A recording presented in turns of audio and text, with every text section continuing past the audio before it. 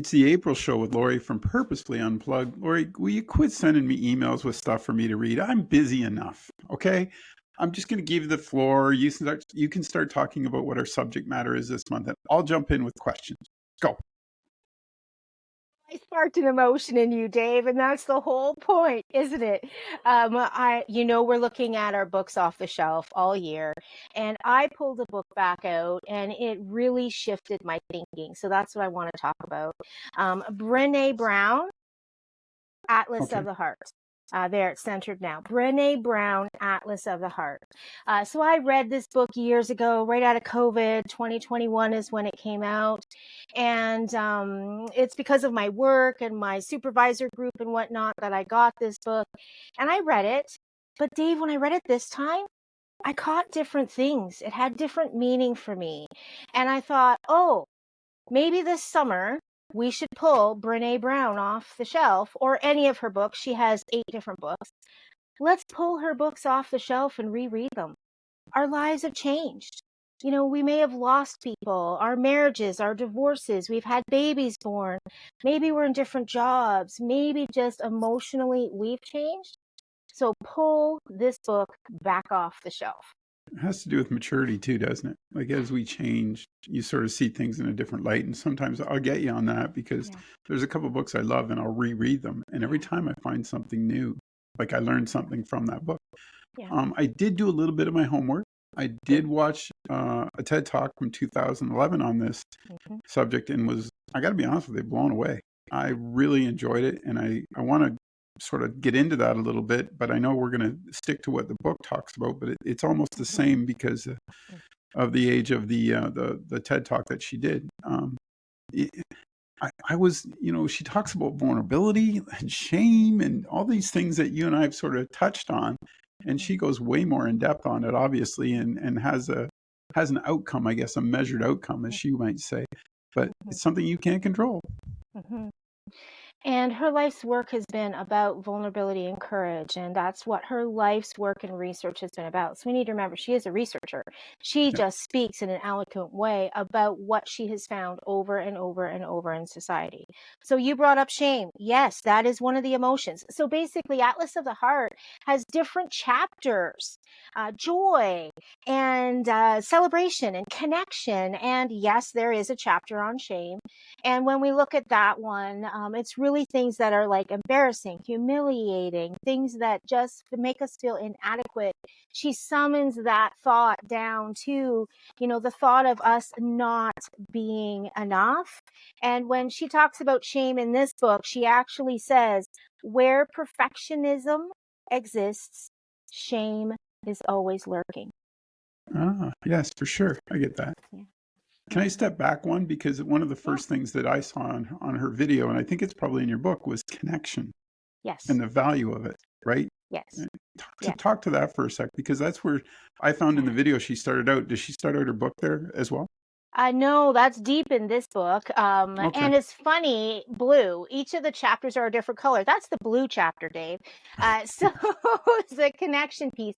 It's that we are wired as humans to be connected with other people, but we're all wired in a different way. Some of us need lots of connection. Some of us are those extroverts. Some of us need less connection, those introverts.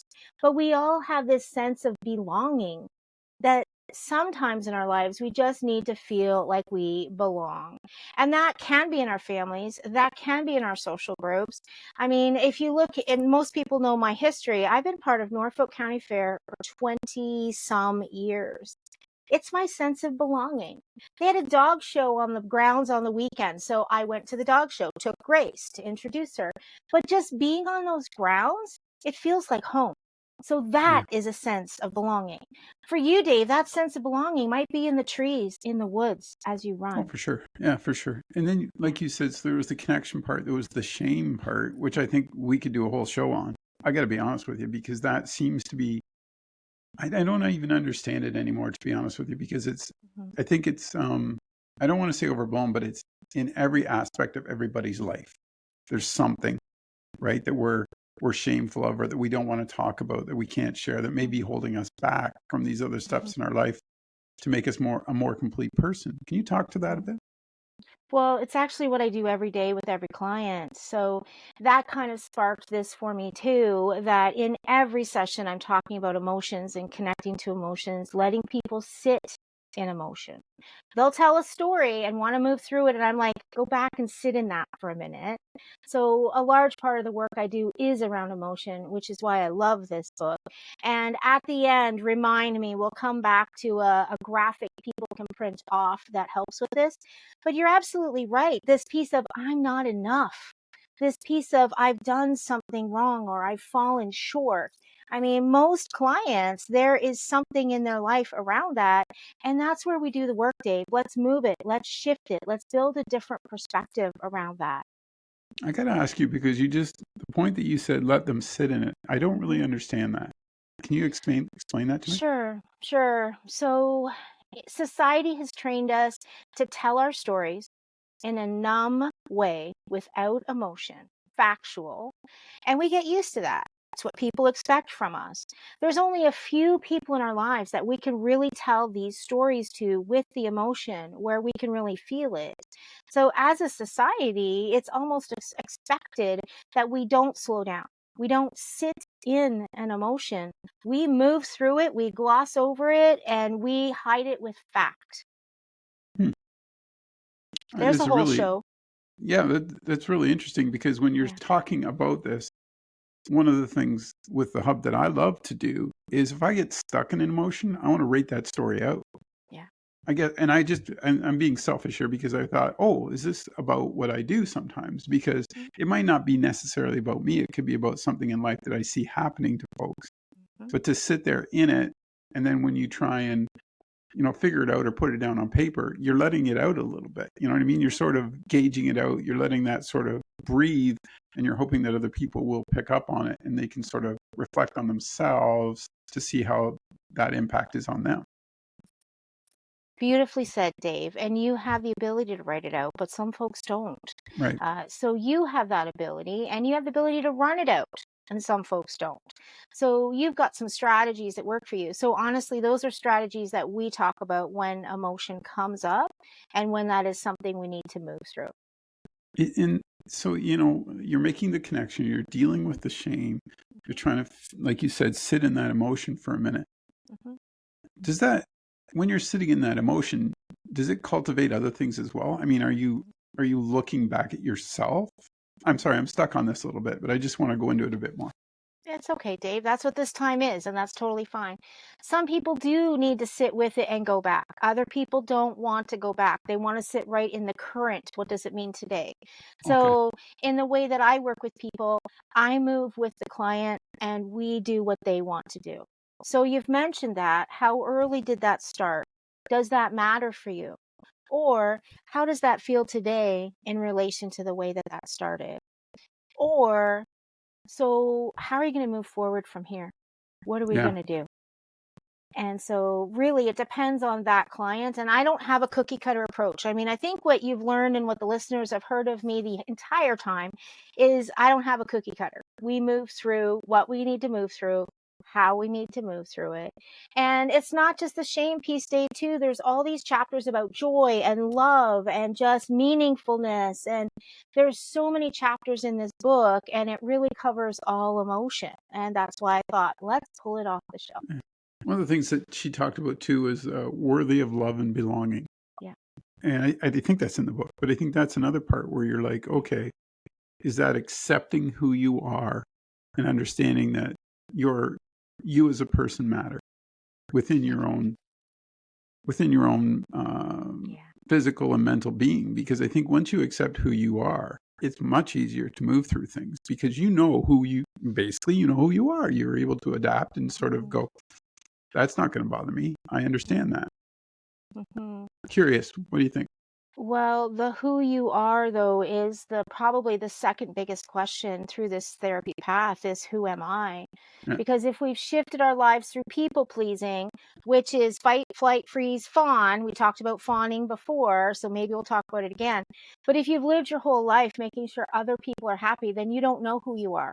So it's easy for you, Right. Dave, to say, know who you are. But that's not easy for some of us to say, particularly with some of the traumas that have happened to us. And it's really connected to the am I enough? The am I enough and Yeah. who am I are these big questions, foundational questions that often come up in any therapeutic relationship.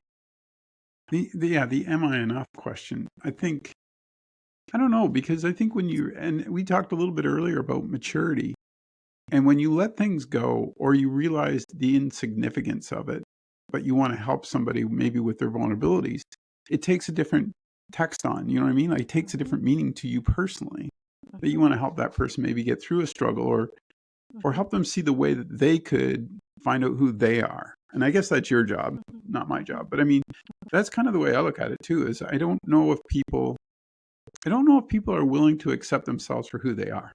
Mhm. And again, did that come from teachers, parents, friends, bullying, our Expectations. own body judging? There's so many places that can come from. And really, it's just sitting with it again, slowing it down, and letting a client determine for me, this means this. Yeah. And then Okay. following that journey. So the journey really is moving through these questions that they've likely carried for years, these issues, these concerns, these feelings, these emotions. They've carried them for years. And so this therapeutic path is just the chance to sit with it, move through it, and let it become what the client needs today to move to their next step of am I enough and who am I? It goes back to what you said. We're all wired differently. Yeah. So maybe how I perceive something and deal with it is different than you. And it's, your job when you're helping folks to sort of see that perception that they're seeing and help them sort of, I don't want to say jump the hurdle, but find a different path around it or And through it. pass through it too. And Yeah. so I'm thinking back to a podcast about a year ago where we just talked about the fact that the journey is the clients and it's how it's going to move for them. And sometimes, Dave, a year ago we said this might be the first time that they've talked about this issue with anyone. Yeah. And that is the blessing of what I have the opportunity to do now, is to sit with people and move through those emotions. So I kind of mentioned a minute ago, there's another piece I always talk about, and I'll send it to you so you can put it in as part. But if someone Googles emotion wheel, they are going to get a graphic which has core emotion in the middle, but then layers of information about what those emotions are connected to. I always talk about emotion wheel when I'm working with a child. We actually have a child version of emotion wheel. We talk about it, we work through it. Parents get this. Anyone who I see as an adult who's talking about parenting, I always start with emotion wheel. So it's really something that has become core for me. And if you Google emotion wheel, then that's going to help you as you pull out this book as well, because it just links so many other things to what those core emotions are. So there's the plug for emotion wheel. And if anybody works with me, they know they're going to hear about it, talk about it, and apply it as a layer of what we're talking about. The other thing I noticed, and I wanted to ask you on the Yeah. TED Talk, she talked a lot about courage. Is that in the book? Absolutely. Okay. Courage and vulnerability are in all of her books, all of her talks. It is the foundation of her life's work. But courage, she talks about in so many different ways, that we really have to be able to step to push ourselves beyond who we are. That courage piece is really our ability as humans to become who we can be and to push past where we are and not be stuck. So the courage piece has several pieces to it, Dave. I'm glad you brought that up. Well, and I think in with what she was referring to in courage, um, it was that inner self. It was that inner being of sort of understanding again who you are, but stepping forward, Yeah. right or wrong, but stepping forward to understand better the outcome that you're hoping for, or to realize the outcome you want to see. Mm-hmm. I thought that was really interesting. And the other part that I wanted to ask you about was understand defining vulnerability within. So being able to accept that you are vulnerable and share that with other folks, right? Mm-hmm. And that vulnerability piece is that we all make mistakes. We all have things about Right. ourselves that we haven't achieved or done, or that we don't feel confident with. I was talking with a client yesterday and it was about a family situation. And I said, that's really body shaming. What your daughter experienced was body shaming. Hmm. And that client sat back for a minute and thought, I had no idea. So part of my role too is just talking about presenting these tidbits of ideas, but that's really at the core of that, Dave. I mean, this could be something as deep for us as body shaming. Right. And the vulnerability part too, Yeah, because that's your own acceptance of who you are and sharing right. that information with other folks. That which kind of leads me to a secondary, because the Mm, biggest thing I find with people mhm. is when you talk about the vulnerability part is they don't understand that you are probably going through a similar version of the same thing, We all do. right? Like we all think it's just me, Yeah, right? yeah. So that vulnerability part, when you open that Pandora's box, if I may, Mhm, you're allowing people to see who you are, but also let them know that it's okay. mhm. And that's a good piece because that applies to almost everything I do. Because whatever situation someone's in, they do feel that it is just them. And it is this normalization, and it is these pieces around the realization of some statistics and normality. We all face similar things. At some point in our life, we all face similar kinds of things. And that's how we show up for each other, right? Mm-hmm. So if someone is lucky enough to have friends and family and colleagues that they can show up for and unmask around, that's a whole nother Yeah. episode as well. If you have those folks in your life, then you are going to be able to be vulnerable and courageous and succeed in all these ways. But sometimes we don't have those folks in our lives. And that's where a therapeutic relationship with me just gives you this neutral space. We create the space for some people to have conversations they've never had before, or have conversations in a different way, because I'm not a friend, I'm not a family member, and I can offer those pieces of normality. When people are in that scenario and the vulnerability that they're sharing with you, I feel like a lot of people, they have to have the trust in you to let that information out. And I think the breakdown I see with a lot of folks is they don't have that trust anymore. I That's know, gone. I They know. just don't trust anyone. So Mhm, why would I tell you my deepest, darkest secret? And you're mhm, just gonna, they think you're just gonna go tell somebody else and blah blah blah. So I think that's the other part that I see a lot of folks struggle with is that, mhm, they don't want to share that. mhm, They have their reasons, I get it. But at the same time, I'm like, mhm. well, wait, how are you going to heal or get better if you don't Yeah, open that door a little bit, right? yeah. And that takes time. And if someone is expressing that, Dave, then we just take more time. We slow it down. Yeah. But honestly, standing in the middle of trees, having a cow, like a 400-pound cow, right in front of you, drinking grain from a mug, people just immediately breathe. Yeah. And that's the point, Dave. I'm off grid for a reason. I do have a regular office if someone wants an office environment, but in the trees with the cow, with the dog, roosters and chickens all over the place. It's just easier to take that first breath. I think you know why I think it works? Do you want my opinion? No, say Sure. no. It's the simplicity of it. Yeah. You're taking away, when you strip back any human being to the bare basics, it's survival Hmm. and it's just understanding who you are. I think those two are the components. Once you have those, you can do just about anything you want. Yeah. But when you take them straight back to what you just said, I think that Yeah. your nature, the cow, the Hmm. simplicity of it, and it's just that feeling of, okay, this is good, this is safe. You know what I mean? You're creating that Hmm. safe space. Obviously, that's what you do with your job, but at the Hmm. same time, too, you're allowing them that freedom, Yeah. And that's their healing. That's what this is right? about. The other thing is I have rocking chairs. So I had one client and she rocked in the rocking chair the whole session and she just calmed as she did that. And I said, "Do you have a rocking chair at home?" "Well, sure, but it's in the basement." Yeah, I'm like, "Maybe you want to you pull want to that get that out." out. And I said, "It looks to me like your body really liked that." So you're right. I'm outside and even in the cabin, all I have are rocking chairs, quilts. That's it. People have tells, eh? Yeah. Like, and I think, I mean, I mean, if I've been doing what I do for 20 years, so Yeah. you get to, you observe people constantly, so you understand Yeah. a little bit about who they are. And it's funny how many you can pick up on a little Yeah. tell with somebody that puts them at Yeah. ease. Yeah. And it might be just a simple phrase. It could be as simple as you said, rocking chair. It could be as simple as a walk. But Yeah. it removes the borders of stress and allows them to be the person who they really are, I think. Exactly. Wow, we got way too deep today. It's okay. And we had several other topics that came up. So we'll let that breathe into what it needs to be. But if you have this on your shelf, pull it off. If you want to watch the YouTubes, TED Talks, like you were Yeah. saying, spend a minute to do that. And the summer's coming. So, maybe the beach, Summer reads. thermos of water and a good book is good for the soul. How do people get a hold of you? Give them the number. 226-934-7425 or Lori at purposefullyunplugged.com.